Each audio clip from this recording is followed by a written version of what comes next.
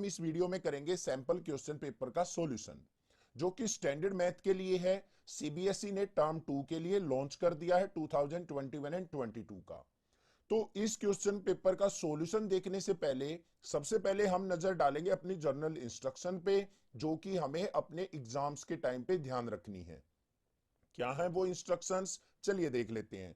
सबसे पहली इंस्ट्रक्शन क्या है, टाइम अलाउड इक्वल टू क्या है हमारा 2 आवर। जो भी हमारा एग्जाम होगा वो कितने आवर का होगा बच्चों, 2 आवर का। नेक्स्ट जो है मैक्सिमम मार्क्स जो होंगे हमारे एग्जाम के वो कितने होंगे, 40। आपका एग्जाम जो है 40 मार्क्स का आपका आने वाला है। सबसे पहले इंस्ट्रक्शन जो सीबीएसई ने दी है वो क्या है, the question paper consist of 14 questions divided into 3 sections A B and C. कि आपका जो क्वेश्चन पेपर आपको मिलेगा वो उसके अंदर आपको 14 क्वेश्चन देखने को मिलेंगे, और जो कि 3 सेक्शंस में डिवाइड किए गए हैं, सेक्शन ए, सेक्शन बी और सेक्शन सी। क्लियर है। नेक्स्ट देखते हैं सेकंड इंस्ट्रक्शन क्या है, ऑल क्वेश्चंस आर कंपलसरी। आपको सारे के सारे क्वेश्चन करने कंपलसरी हैं। नेक्स्ट जो है थर्ड इंस्ट्रक्शन क्या है, section A comprise of 6 questions of 2 marks each. जो सेक्शन ए होगा आपका उसके अंदर आपको 6 क्वेश्चन देखने को मिलेंगे, और हर एक क्वेश्चन की वेटेज जो होगी वो कितने मार्क्स की होगी, 2 मार्क्स की होगी। मतलब 6 मल्टीप्लाई 2, जो सेक्शन ए होगा हमारा वो टोटल 12 मार्क्स का होने वाला है। नेक्स्ट क्या कहा है, internal choice has been provided in 2 questions. 2 questions आपको ऐसे मिलेंगे जिनके अंदर आपको ऑप्शन मिलेगा, मतलब और चॉइस मिलेगी कि आप कोई भी एक क्वेश्चन उनमें अटेम्प्ट कर सकते हो। क्लियर हो गई ये इंस्ट्रक्शन भी। नेक्स्ट देखते हैं फोर्थ इंस्ट्रक्शन क्या है, section B comprises of 4 questions of 3 marks. जो सेक्शन बी होगा हमारा उसके अंदर आपको 4 क्वेश्चंस मिलेंगे, और वो हमारे कितने मार्क्स के होंगे, 3 मार्क्स के। मतलब 4 मल्टीप्लाई 3 इज इक्वल टू 12। तो सेक्शन बी भी हमारा 12 मार्क्स का होने वाला है। Internal choice has been provided in 1 question, और आपको एक क्वेश्चन ऐसा मिलेगा सेक्शन बी में जिसमें आपको चॉइस मिलेगी, मतलब 2 क्वेश्चंस में से आप कोई भी एक अटेम्प्ट कर सकते हो। फिफ्थ इंस्ट्रक्शन देखेंगे क्या है, section C comprises of 4 questions of 4 marks each. Section C के अंदर आपको 4 क्वेश्चन देखने को मिलेंगे, और हर एक क्वेश्चन की वेटेज होगी आपकी 4 मार्क्स की। तो मतलब 4 मल्टीप्लाई 4 इज इक्वल टू 16। तो टोटल जो सेक्शन सी होगा हमारा 16 मार्क्स का होने वाला है। An internal choice has been provided in 1 question, और एक क्वेश्चन यहां पे भी आपको और में मिलेगा, चॉइस में मिलेगा। It contains 2 case based study question. तो केस स्टडी क्वेश्चन यहां पे भी आपको 2 क्वेश्चन देखने को मिलेंगे। आई होप आपको इंस्ट्रक्शन अच्छे से क्लियर हो गई है। अब चलते हैं अपने क्वेश्चंस के सॉल्यूशन के ऊपर। सबसे पहले क्वेश्चन पे अगर हम नजर डालें सेक्शन ए के अंदर, तो क्या है, find the value of A25 minus A15 for AP 6, 9, 12, 15। तो पहला क्वेश्चन तो ये दे रखा है हमें, तो इसका सॉल्यूशन हम यहां पे जल्दी से देख लेते हैं। सबसे पहले ध्यान से देखो बच्चों, AP क्या दे रखी है, 6, 9, 12 और 15। ये हमें AP गिवन है। अब यहां पे हमें निकालना क्या है, A25 माइनस में A15, ये हमने फाइंड आउट करना है। तो बड़ा सिंपल क्वेश्चन है। आपको nth टर्म का फॉर्मूला पता है, a n is equal to किसके होता है, a plus n minus 1 into d. ये फॉर्मूला होता है हमारे पास। अब बच्चों यहां पे A25 का मतलब क्या है, पहले वो समझ लो आप। तो A25 का मतलब a प्लस एन की जगह हम 25 पुट करेंगे, 25 माइनस 1 इंटू डी। तो हमारे पास क्या आ गया, A25 is equal to a plus 24d। ये हो गई हमारे पास 24 15 टर्म, और 15 टर्म A15 किसके इक्वल होगी बच्चों, हमारी a प्लस 14d के इक्वल होगी। ये चीज आपको पता है। ये दोनों वैल्यूज यहां पे पुट कर लेते हैं हम। तो A25 किसके इक्वल है हमारी, a प्लस 24d माइनस में A15 किसके इक्वल है, a प्लस 14d के। अब इसको सिंप्लीफाई कर लेते हैं, क्या आ गया, a प्लस 24d माइनस में a माइनस 14d। अब यहां पे ध्यान से देखो बच्चों, a से a कैंसिल हो गया, 24d में से 14d गया, तो हमारा कितना बच गया, 10d बच गया। ठीक है। अब यहां पे d क्या है हमारा, कॉमन डिफरेंस होता है दोनों टर्म्स में। कॉमन डिफरेंस कितने का है, 3 का। तो यहां पे d इज इक्वल टू क्या है हमारा, 3 है। तो हमारी जो वैल्यू आ गई 10 मल्टीप्लाई 3 इज इक्वल टू क्या आ गया, 30। ये हो गया हमारा आंसर। क्वेश्चन समझ में आ गया होगा, कोई भी दिक्कत नहीं होनी चाहिए। नेक्स्ट मूव ऑन करते हैं अपने क्वेश्चन नंबर सेकंड के ऊपर। जो इसमें और में दे रखा है। इसका मतलब आप ये क्वेश्चन भी अटेम्प्ट कर सकते हो, ये भी कर सकते हो, जोन सा आपको इजी लगे, जोन सा आपको बिल्कुल परफेक्ट आता हो वही आप अटेम्प्ट कर सकते हो। अब यहां पे सेकंड क्वेश्चन की स्टेटमेंट देखो क्या है, if 7 times the seventh term of A P is equal to 5 times the fifth term then find the value of its 12th term. ध्यान से देखो बच्चों, किस किस टर्म की बात की है उसने, एक तो सेवंथ टर्म की बात की है और एक फिफ्थ टर्म की बात की है। तो सेवन टर्म कौन सी होगी, a7 इज इक्वल टू किसके होती है, a प्लस 6d के। फिफ्थ टर्म की बात की है तो a5 इज इक्वल टू किसके होगी बच्चों, a प्लस 4d के होगी। होगी या नहीं होगी, क्लियर है। अब अकॉर्डिंग टू क्वेश्चन देखते हैं हम, जो भी हमें कंडीशन दे रखी है उसको देखते हैं। यहां पे सबसे पहले हमें क्या दिया है, 7 टाइम्स द सेवंथ टर्म। जो हमारी ये सेवंथ टर्म है इसका 7 टाइम्स मतलब 7 गुना, 7 टाइम्स ऑफ सेवंथ टर्म ये हो गया। वो किसके इक्वल है, 5 टाइम्स ऑफ फिफ्थ टर्म, और फिफ्थ टर्म क्या है, a प्लस 4d है। ये कंडीशन हमें दे रखी है, बस इसको सिंप्लीफाई करना है, कर लेते हैं। 7 की मल्टीप्लाई करो, a से की 7a प्लस में 7 की 6 से की तो 42d इज इक्वल टू 5 की a से मल्टीप्लाई की तो 5a प्लस 5 4 जा क्या होगा 20d। क्लियर हो गया। अब यहां पे सिंप्लीफाई कर लेते हैं, इस पूरी टर्म को लेके आते हैं हम लेफ्ट साइड, तो 7a प्लस 42d माइनस में 5a माइनस में 20d। क्लियर है। 7a में से 5a गया तो हमारा कितना बच गया बच्चों, 2a। 42d में से 20d गया तो हमारा कितना बच गया, प्लस का 22d इज इक्वल टू किसके हो जाएगा, 0 के। अब यहां पे इसको क्या कर सकते हैं हम, डिवाइड बाय 2 कर सकते हैं इस इक्वेशन को, क्योंकि ये भी 2 का मल्टीपल है, ये भी 2 का। तो इसको 2 से डिवाइड करेंगे तो ये क्या हो जाएगा, यहां पे इस तरीके से करके दिखाएंगे आपको। 2 से इसको डिवाइड किया तो क्या आ गया, a, और यहां पे क्या आ जाएगा हमारे पास 11d इज इक्वल टू 0। अब आप मुझे ये बता दो, a प्लस 11d किसके इक्वल होता है, 12 टर्म के इक्वल होता है या नहीं, a12 होता है या नहीं होता है। a12 को ऐसे ही तो लिखेंगे a प्लस 11d, तो a12 इज इक्वल टू किसके आ गया, मेरा 0 के इक्वल आ गया। This is the answer. Question समझ में आ गया होगा, कोई भी दिक्कत किसी प्रकार की नहीं होनी चाहिए। नेक्स्ट मूव ऑन करते हैं क्वेश्चन नंबर 2 के ऊपर। क्या क्वेश्चन है यहाँ पे, find the value of m so that the quadratic equation mx into 5x minus 6 equal to 0 has 2 equal roots. ऐसा क्वेश्चन आपको 110% एग्जाम में देखने को मिलेगा। इक्वल रूट्स भी हो सकते हैं और आपके नॉन रियल रूट्स भी हो सकते हैं, इमेजिनरी रूट्स, या फिर और अनइक्वल रूट्स के लिए भी क्वेश्चन आपको देखने को मिल सकता है। तो इस टाइप का क्वेश्चन जरूर करें आप। अगर आप सारे चैप्टर्स देखना चाहते हैं तो लिंक आपको डिस्क्रिप्शन में मिलेगा, आप किसी भी चैप्टर की वीडियो जाके देख सकते हैं। अब यहां पे क्वेश्चन के अंदर देखो हमें क्या गिवन है, हमें एक इक्वेशन दे दी mx इंटू 5x माइनस 6। ये इक्वेशन दे रखी है mx into 5x minus 6 equal to 0। ये हो गई इक्वेशन हमारे पास। अब हमें यहां पे क्या देखना है, इक्वल रूट्स प्रूव करने हैं। उसके लिए हमें क्या करना है, d इज इक्वल टू 0 करना है। अब आप ये सोच रहे होगे d इक्वल टू 0 क्या होता है sir, d is equal to होता है B square minus 4ac equal to 0, means B square equal to 4ac। अगर ये कंडीशन हमारे पास आ जाती है तो हम कह सकते हैं कि इक्वेशन जो है इक्वल रूट्स रखती है। अब इसके लिए हमें क्या करना पड़ेगा, पहले इसको सिंप्लीफाई करना पड़ेगा क्वाड्रेटिक इक्वेशन को। mx की 5x से मल्टीप्लाई करेंगे तो 5mx स्क्वायर, mx की माइनस 6 से करेंगे तो माइनस का 6mx इज इक्वल टू 0। ये हो गई हमारे पास इक्वेशन। अब भाई यहां पे ना एक छोटी सी मिस्टेक दे रखी है सैंपल पेपर के अंदर, यहां पे कोई ना कोई एक कांस्टेंट क्वांटिटी आएगी प्लस या माइनस में, कोई भी आ सकती है यहां पे न्यूमेरिकल वैल्यू। बट हम इसका सॉल्यूशन बता देते हैं कैसे करना है। इसको आप कंपेयर करेंगे स्टैंडर्ड इक्वेशन से, ax square plus bx plus c equal to 0 से। a की वैल्यू क्या है यहां पे हमारे पास 5m, b की वैल्यू क्या है बच्चों माइनस का 6m, और c हमें नहीं गिवन है तो c इज इक्वल टू क्या हो जाएगा, 0 हो जाएगा। अब यहां पे हमें वैल्यू पुट कर देनी है, b स्क्वायर माइनस 4ac में, तो माइनस 6m का स्क्वायर माइनस में 4 मल्टीप्लाई a की वैल्यू क्या है 5m मल्टीप्लाई c नहीं गिवन है तो यहां पे 0 पुट होगा। वैसे यहां पे कोई वैल्यू आनी है तो वो वैल्यू आ जाएगी इज इक्वल टू 0। तो यहां पे माइनस 6m का स्क्वायर करेंगे तो क्या हो गया 36m स्क्वायर, और ये माइनस में 0 इज इक्वल टू 0। तो यहाँ पे 36m square is equal to 0 आ गया, तो m इज इक्वल टू क्या आ जाएगा, यहाँ पे 0 आ गया। वैसे तो इसका सॉल्यूशन ये बनता है, बट यहां पे अगर कोई वैल्यू होती तो यहां पे वैल्यू पुट करके हम m की वैल्यू निकाल लेते। आई होप क्वेश्चन क्लियर हो गया है। नेक्स्ट मूव ऑन करते हैं हमने क्वेश्चन नंबर 3 के ऊपर। इंपॉर्टेंट क्वेश्चन है, ध्यान से समझो क्या है। फ्रॉम ए पॉइंट पी, यहां पे क्या कहा है, पी पॉइंट से two tangents P A and P B are drawn to the circle.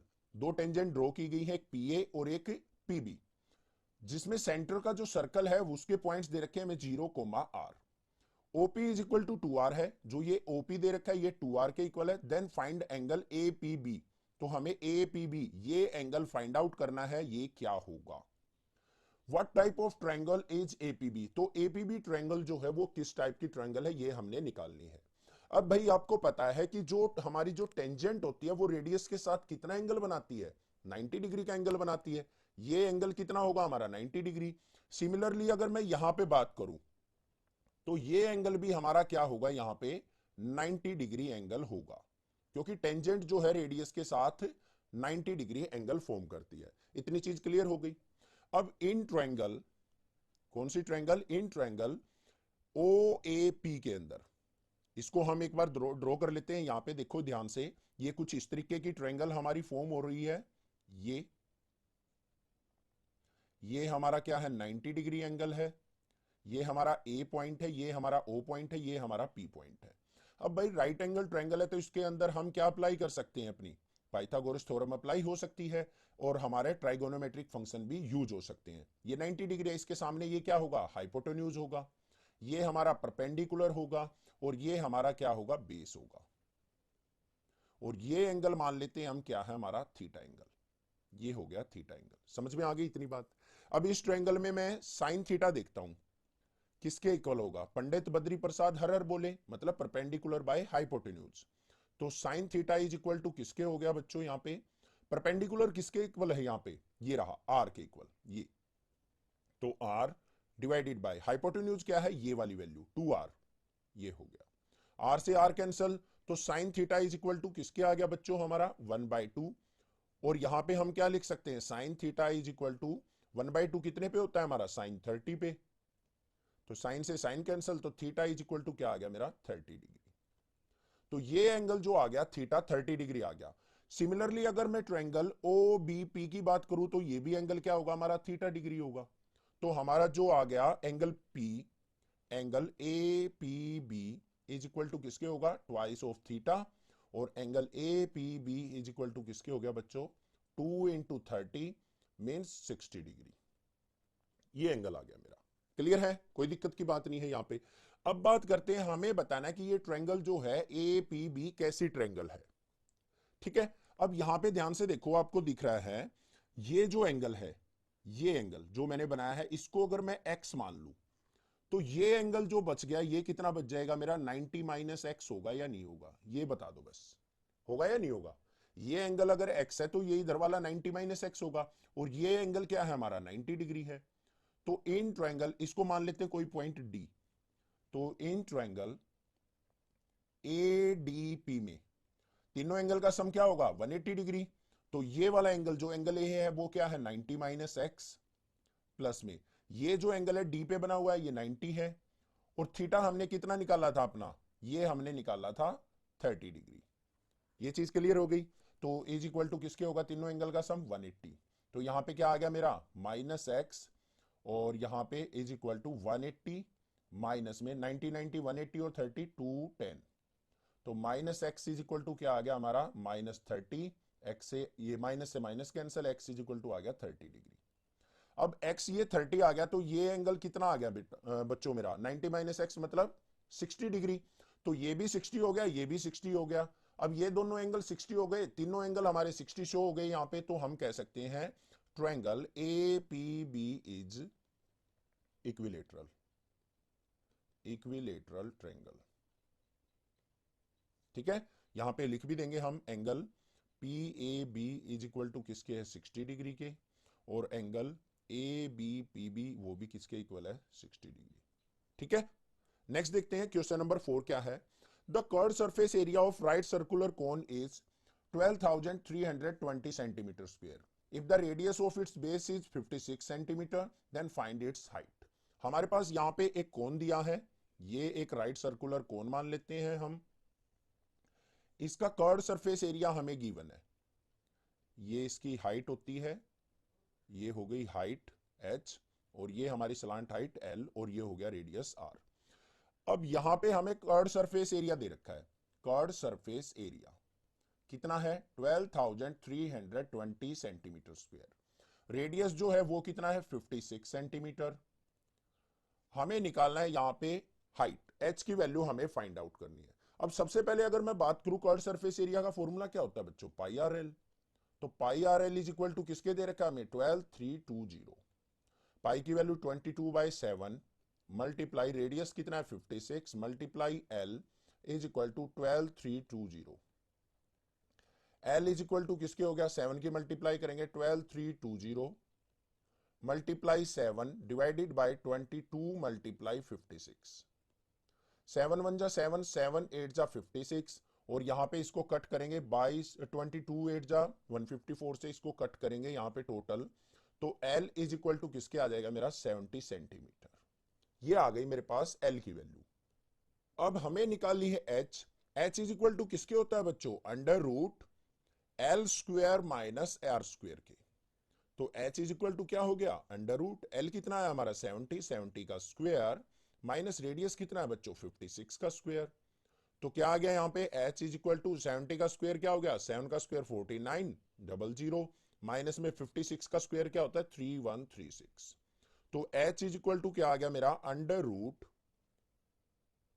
1764 और 1764 का रूट क्या होता है 42 centimetre. This is the height of the cone. Clear हो गया क्वेश्चन, बिल्कुल इजी था। नेक्स्ट मूव ऑन करते हैं हमने क्वेश्चन नंबर 5 पे जो कि स्टैटिस्टिक्स से है। बिल्कुल इजी क्वेश्चन है, ध्यान से देखेंगे क्या दे रखा है। पहले स्टेटमेंट रीड करेंगे। Mister Garg recorded the marks obtained by her students in the following table. She calculated the modal marks of the student of the class as 45। उसने क्या कहा मॉडल क्लास के जो मार्क्स मिले उसको कितने मिले 45। ये चीज ध्यान देनी है। While printing the data, a blank was left. Find the missing frequency in the table given below. यहाँ पे क्या कहा है कि जो डाटा प्रिंट किया गया तो यहाँ पे इसकी कोरस्पोंडिंग फ्रीक्वेंसी मिस हो गई, ये प्रिंट नहीं हुई। तो हमें इसकी फ्रीक्वेंसी फाइंड आउट करनी है। चलिए देखते हैं कैसे करेंगे। सबसे पहले बात करें मॉडल क्लास की। मॉडल क्लास कौन सी होगी हमारी। अब यहां पे देखो वैल्यू जो है मॉडल क्लास की वो 45 दे रखी है। 45 कहां ला कर रही है 4260। तो मॉडल क्लास क्या हो जाएगी बच्चों हमारी 4260। अब इसमें L लोअर वैल्यू क्या हो जाएगी 40। ये अपर वैल्यू होती है, ये लोअर वैल्यू होती है। हाइट ऑफ क्लास क्या हो जाएगी, यहां पे देखो डिफरेंस कितने कितने का 0 से 20, 20 से 40, 40 से 60, 20 का यहां पे गैप है। उसके बाद अगर मैं बात करूं यहां पे F0, F1 और F2 की, तो F0 क्या होता है, ये हमारा मॉडल क्लास से पहली फ्रीक्वेंसी क्या होगी F0। इससे पहले हमारे पास क्या आएगी फिर ये F1 होगी। इसके बाद ये हमारी क्या होगी F2। तो यहां पे F0 कितना है 10, F1 क्या हो है यहां पे हमें नहीं पता है, F2 की वैल्यू क्या है 6। ये हो गया हमारे पास सारा का सारा डेटा। अब यहां पे हम मॉडल क्लास की वैल्यू देखते हैं कैसे निकलेगी। L plus F1 minus F0 divided by twice of F1 minus F0 minus F2 multiply by H। This is the formula. अब यहां पे वैल्यू पुट कर देते हैं। M की वैल्यू क्या गिवन है हमें 45, ये दे रखी है ना मॉडल क्लास की वैल्यू। और L की वैल्यू क्या है हमारे पास 40, प्लस में F1 की वैल्यू क्या है बच्चों हमें निकालनी है, माइनस में F0 कितना है हमारा 10 divided by twice of F1 minus में F0 कितना है 10 माइनस में F2 कितना है 6 multiply by H is equal to 20। Clear हो गया ये। इसको सिंप्लीफाई करते हैं, 40 को लेफ्ट साइड लेके आएंगे, 45 माइनस 40 क्या हो जाएगा 5 is equal to F1 minus 10 upon में ट्वाइस ऑफ F1 माइनस में 16 मल्टीप्लाई 20। ये चीज क्लियर हो गई या नहीं होगी। 5 1 जा 5, 5 4 जा 20। तो यहां पे ट्वाइस ऑफ F1 की 1 से मल्टीप्लाई करेंगे तो twice of F1 minus 16 is equal to 4 की मल्टीप्लाई इससे करो 4F1 माइनस में 40। क्लियर हो गया। अब इसको सिंप्लीफाई कर लेते हैं। यहां पे ट्वाइस ऑफ F1 को ले जाओ राइट साइड, तो यहां पे वैल्यू क्या आ जाएगी, ये हो गया हमारा माइनस का 16 और 40 को लेके आए plus 40 is equal to 4F1 minus में 2F1 माइनस का 2F1। अब यहाँ पे देखो -60 + 40 कितना हो गया हमारा, यहाँ पे 40 में से 16 गया 24 इज इक्वल टू 2f1, और f1 इज इक्वल टू किसके आ जाएगा 24 डिवाइडेड बाई 2, 2 से इसको डिवाइड करेंगे तो कितना आ गया 12। तो ये आ गई मेरे पास missing frequency f1 is equal to 12। Question समझ में आ गया, वह कोई भी दिक्कत नहीं है, ठीक है। कोई भी डाउट लगे तो आप मुझे जरूर पूछ सकते हैं। नेक्स्ट मूव ऑन करते हैं अपने क्वेश्चन नंबर 6 के ऊपर। क्या क्वेश्चन गिवन है यहाँ पे देखते हैं। सबसे पहले स्टेटमेंट रीड करेंगे, इसमें भी हमें ऑप्शन के क्वेश्चन दे रखे हैं। फर्स्ट क्वेश्चन क्या है, if Ritu were younger by 5 years then what she really is.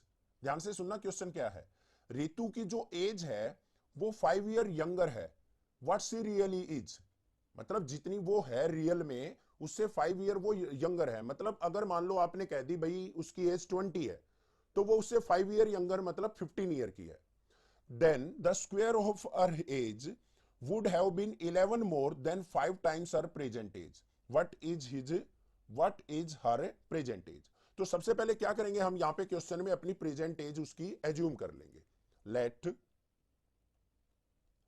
Present age of Ritu वो मान लेते हैं हम x, ठीक है। अब क्वेश्चन में क्या कहा है उसने कि उसकी जो रियल एज है वो 5 year यंगर है, तो यहां पे क्या लिखेंगे, हर एज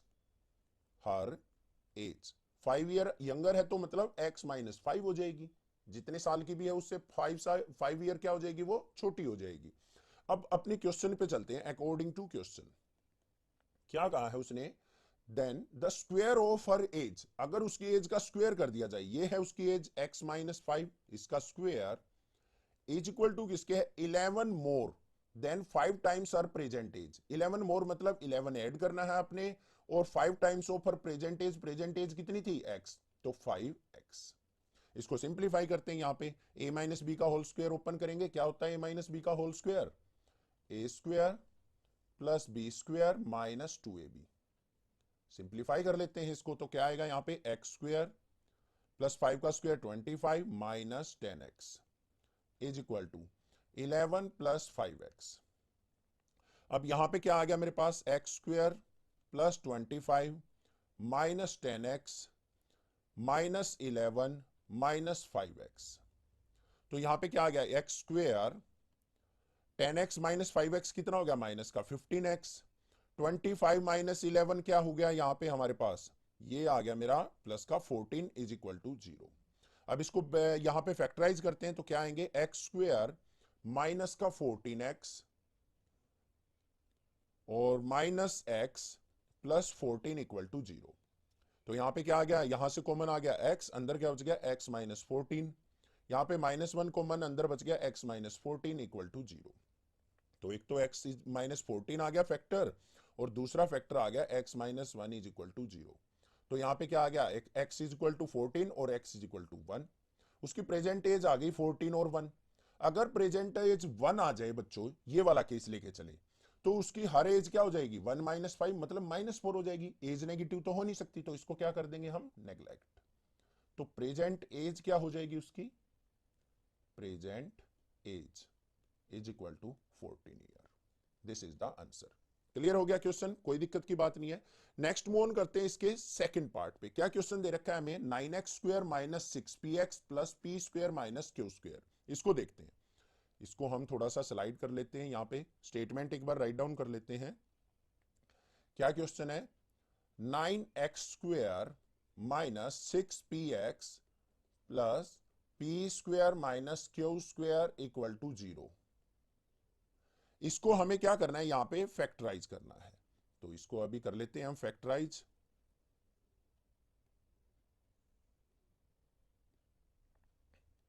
ये इज इक्वल टू 0। अब ध्यान से देखो, इस तरीके की इक्वेशन को आपको कैसे करना है सोल्व आउट। इस तरीके की इक्वेशन पे आपने यूज करना है क्वाड्रेटिक फॉर्मूला, और कुछ भी अप्लाई नहीं करना है। इस पे क्या करो, हम स्टैंडर्ड इक्वेशन से कंपेयर कर लेंगे, ax square plus bx plus c से इज इक्वल टू 0। a की वैल्यू क्या है बच्चों 9, b की वैल्यू क्या है माइनस का 6p, और c की वैल्यू क्या है p square minus q square. अब हमारे पास क्वाड्रेटिक फॉर्मूला क्या होता है, x is equal to minus B plus minus under root b square minus 4ac divided by 2a। हो गई बात। तो x इज इक्वल टू क्या आ गया माइनस बी, मतलब minus of minus 6b plus minus under root B square minus 4ac, B की value क्या है माइनस का 6b, इसका स्क्वेयर माइनस 4 इंटू ए की वैल्यू क्या है 9 इंटू सी की वैल्यू क्या है p square minus q square divided by 2 into a की वैल्यू क्या है 9। इसको सिंप्लीफाई कर लेते हैं, x इज इक्वल टू क्या गया माइनस माइनस प्लस हो गया 6p plus minus under root minus 6p का स्क्वायर करेंगे 36p स्क्वायर, यहां पे क्या हो जाएगा माइनस का 4 9 जा 36, p स्क्वायर से मल्टीप्लाई करेंगे p स्क्वायर और माइनस माइनस की plus 36 Q square divided by 2 9 जा 18। समझ में आ गई बात, क्लियर है, कोई दिक्कत नहीं होनी चाहिए। अब यहां पे देखो x इज इक्वल टू क्या आ गया 6p plus minus under root 36p square से ये कैंसिल, अंदर बच गया 36 Q square divided by 18। Simplify कर लेते हैं, x इज इक्वल टू क्या आ गया 6p plus minus under root 36 का रूट क्या होगा 6, क्यू स्क्वायर का q डिवाइडेड बाय 18। अब यहां पे x इज इक्वल टू क्या आ जाएगा, एक तो 6p प्लस 6q बाय 18, मतलब x is equal to 6 common, अंदर क्या आ गया p प्लस क्यू बाई 18 और 6 3 जा 18, तो x इज इक्वल टू क्या आ गया, एक तो p प्लस क्यू बाई 3 और दूसरा फैक्टर क्या हो जाएगा x is equal to p minus q by 3। एक बार नेगेटिव साइन ले लेंगे, एक बार positive sign, these are the factor.